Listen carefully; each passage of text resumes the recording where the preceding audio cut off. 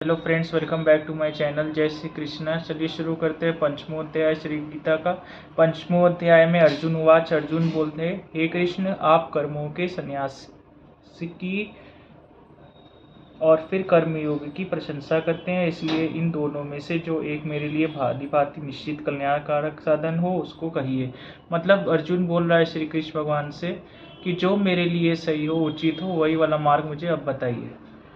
फिर श्री भगवान उवाच, श्री भगवान बोले, कर्म संन्यास और कर्म योग ये दोनों ही परम कल्याण के करने वाले हैं, परंतु उन दोनों में भी कर्म संन्यास से कर्मयोग साधन में सुगम होने से श्रेष्ठ है। फिर आगे है, हे अर्जुन, जो पुरुष न किसी से द्वेष करता है और न किसी की आकांक्षा करता है, वह कर्मयोगी सदा सन्यासी ही समझने योग्य है, क्योंकि राग द्वेष आदि द्वंद्वों से रहित पुरुष सुख पूर्वक संसार बंधन से मुक्त हो जाता है। उपर्युक्त संन्यास और कर्मयोग को मूर्ख लोग पृथक पृथक फल देने वाले कहते हैं, न कि पंडित जन, क्योंकि दोनों में से एक में भी सम्यक प्रकार से स्थित पुरुष दोनों के फल रूप परमात्मा को प्राप्त होता है। ज्ञान योगियों द्वारा जो परम धाम प्राप्त किया जाता है, कर्मयोगियों द्वारा भी वही प्राप्त किया जाता है। इसलिए जो पुरुष ज्ञान योग और कर्मयोग को फल रूप में एक देखता है, वही यथार्थ देखता है।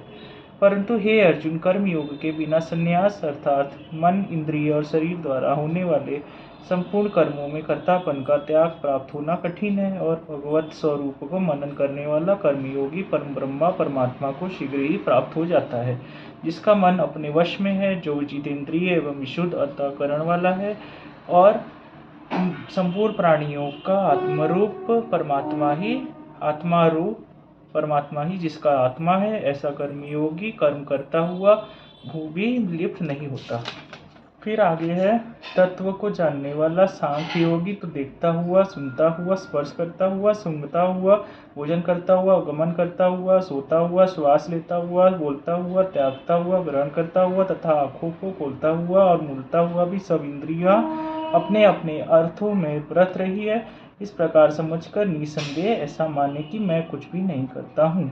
जो पुरुष सब कर्मों को परमात्मा में अर्पण करके और आसक्ति को त्याग कर कर्म करता है, वह पुरुष जल से कमल के प्रत्यय की भांति पाप से लिप्त नहीं होता।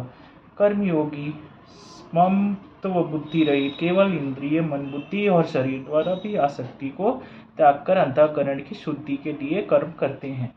अब मैं आगे वाले चीज़ को मैं नेक्स्ट वीडियो में आपको ज़रूर बताऊंगा। तब तक इसको पठन करते रहिए, फिर से आप मनन करते रहिए।